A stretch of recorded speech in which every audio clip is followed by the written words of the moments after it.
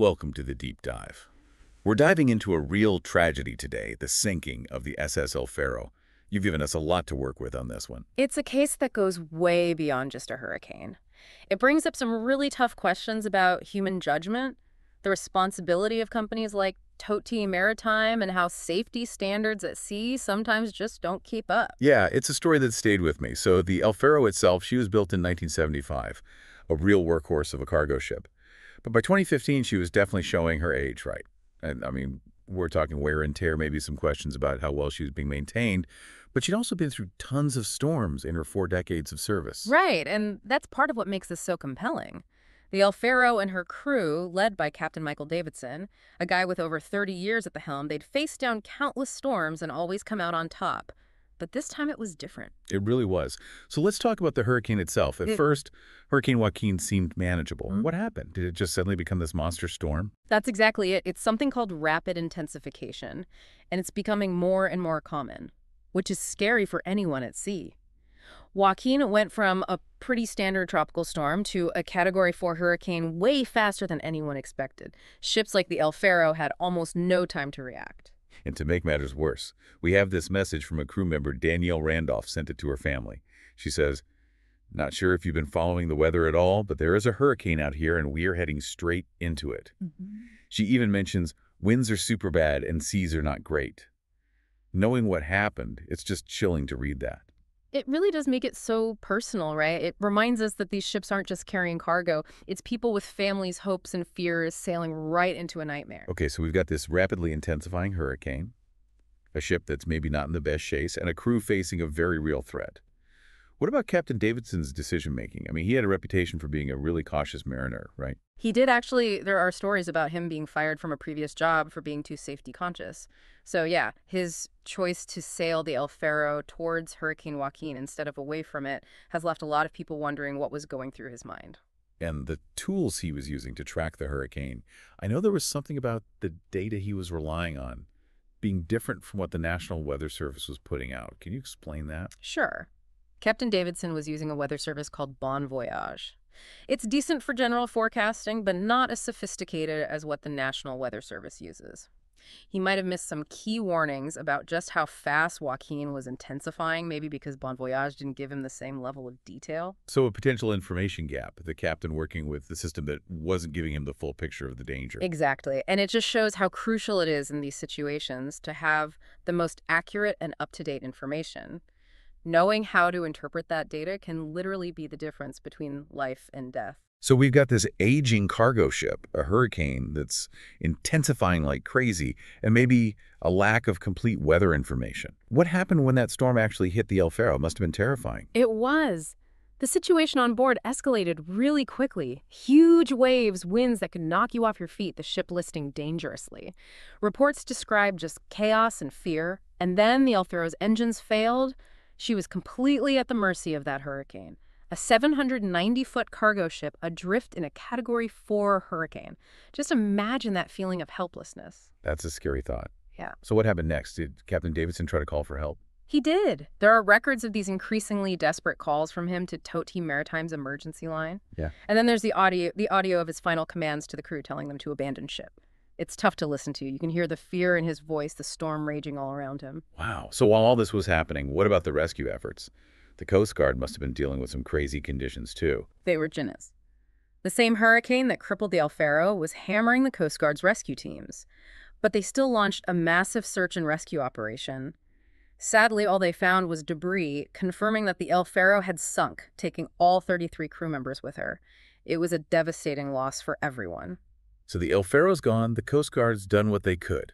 What happened next? I know there was a major investigation into the sinking. There was the National Transportation Safety Board, the NTSB. They launched a full investigation to try to understand what caused this tragedy, and thankfully they were able to recover the ship's black box, the voyage data recorder. It gave them a critical look into those final hours. And what did that investigation find? Did they figure out one single cause, or was it more complicated? What's interesting is that it wasn't about pointing fingers. Mm. It revealed a much more complex story where Captain Davidson's decisions were just one part of a much bigger problem. So we're about to get into the details of what the NTSB discovered. This is where the deep dive really starts to get interesting. It does. And what we're going to see is that the sinking of the El Faro wasn't just one person's fault. It was a systemic failure.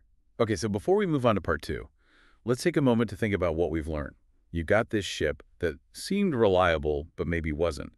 Then there's this hurricane that intensifies way faster than anyone thought, and a captain making choices based on maybe incomplete information. It's like the perfect storm, but was it really?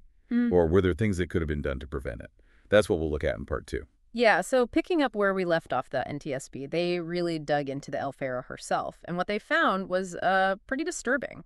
Oh, so this wasn't just about the hurricane. You're saying there were problems with the ship itself. Big problems. Remember we talked about those former crew members describing the El Faro as a rust bucket? Well, they weren't kidding. They even talked about a hump in the ship's structure. Imagine seeing that and knowing you're heading into a hurricane. That's a scary image. But were those just complaints, or did the NTSB actually find evidence of that? Oh, they found hard evidence.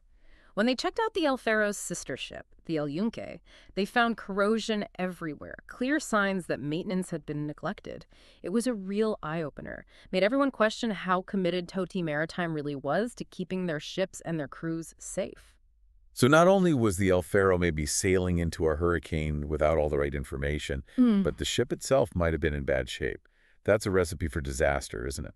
It is. And the NTSB, they didn't hold back in their final report. They said, yeah, Captain Davidson made some bad calls, but they also put a lot of the blame on Toti Maritime for not taking care of the El Faro.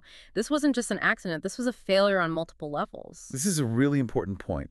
We often focus on what individuals did in tragedies like this. But what you're saying is that the El Faro sinking showed a much bigger issue, a system that wasn't working. Exactly. And that's the key takeaway here. It's about understanding that safety is everyone's responsibility.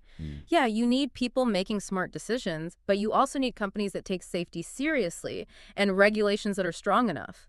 If any of those things are missing, the results can be devastating. And in the El Faro's case, it seems like a lot of things were missing, wouldn't you say? Oh, absolutely. The NTSB report, they pointed out one really big problem with the safety rules at the time: open-top lifeboats. These lifeboats, they hadn't changed much in centuries, they didn't offer much protection, and they were just completely useless in a hurricane like Joaquin. You know, it's crazy to think about. We're talking about an industry as modern as shipping, and they were still relying on technology that's basically from the 1800s. It's kind of shocking. It is. The El Faro sinking it showed how safety standards can get left behind and how that can be deadly, especially when you're dealing with the power of nature. So what happened after the NTSB report? Did things change in the maritime industry? They did. And the changes were big. The El Faro tragedy, it was a real wake-up call.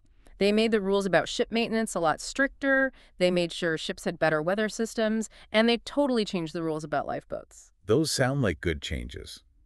But were they enough to make sure something like this wouldn't happen again? One of the biggest changes was the move to enclosed lifeboats, ones that could actually survive in really bad weather. These new lifeboats, they had to meet new standards called SOLAS, things like being able to right themselves if they capsized and having better protection from the elements. It was a direct response to what happened to the El Faro. So basically the industry said, we're never sending sailors out in open-top lifeboats again. Yeah. It's sad that it took a tragedy like this, but at least something good came out of it. It's important to remember, though, that safety, it's an ongoing thing. Yeah, they made big changes after the El Faro, but they can't stop there. They have to keep looking for risks, improving technology, and making sure everyone prioritizes safety. And what about the crew? We talked about Captain Davidson's decisions, but what about the rest of the people on board? What did that voyage data recorder tell us about their experience? Listening to those recordings, it's chilling. You hear the crew struggling to deal with the storm, trying to understand what's going on. But what really stands out is how Captain Davidson led them in those last moments. What do you mean? Well, there's this one moment, it's really powerful. The ship is going down, and Captain Davidson, he refuses to leave a crew member who's having trouble getting to safety. He says, "I'm not leaving you." Even though he knew he was probably going to die, he stayed to help someone in need. Wow, that's amazing. Yeah. It really says something about him. It does. It reminds us that even when things are at their worst, People can still be incredibly brave and compassionate. The El Faro sinking people called it a wake-up call for the whole maritime industry. Yeah. What lasting impacts did it have? It forced everyone to rethink how they were doing things. And it led to some major changes: stricter rules for maintaining ships, better technology for forecasting and tracking the weather, and those enclosed lifeboats that offer so much more protection. So are you saying that even though what happened to the El Faro was awful, it ended up making things safer for people working at sea? That's the idea. Yeah. But safety, it's not something you achieve and then you're done. It's something you have to keep working at. You have to be aware of the risks, learn from mistakes, and always put safety ahead of everything else. And for our listener, what are some of the key things you want them to take away from this? The El Faro, it shows us that even in industries that have been around forever, things can always be improved. When people get complacent, that's when bad things happen, especially when you're dealing with the power of the ocean. Even a small problem can become deadly in those conditions. It also shows how important it is to be open and honest. If the crew had felt like they could speak up about problems with the El Faro, if everyone had talked more honestly about the dangers of sailing into that hurricane, maybe things would have been different. Maybe. And that's why it's so important to keep talking about these things, to learn from what happened to the El Faro, and to work together to make sure everyone who goes out to sea is as safe as possible. It's wild to think about this, but the El Faro was actually supposed to be retired soon. They were going to replace her with a newer ship. Huh, that's interesting. When you think about it like that, it raises some questions about money and safety. Was the El Faro being pushed too hard? Were they cutting corners on maintenance just to keep her going a little longer until the new ship arrived? It makes you wonder. So maybe profit was more important than safety. That's a pretty disturbing thought. Eh. It just shows that safety should always come first no matter what. Absolutely. And it's not just about money either. We're talking about people's lives. The 33 crew members who died, the families they left behind, their lives were changed forever because of what happened to the El Faro. Yeah, it's really sad.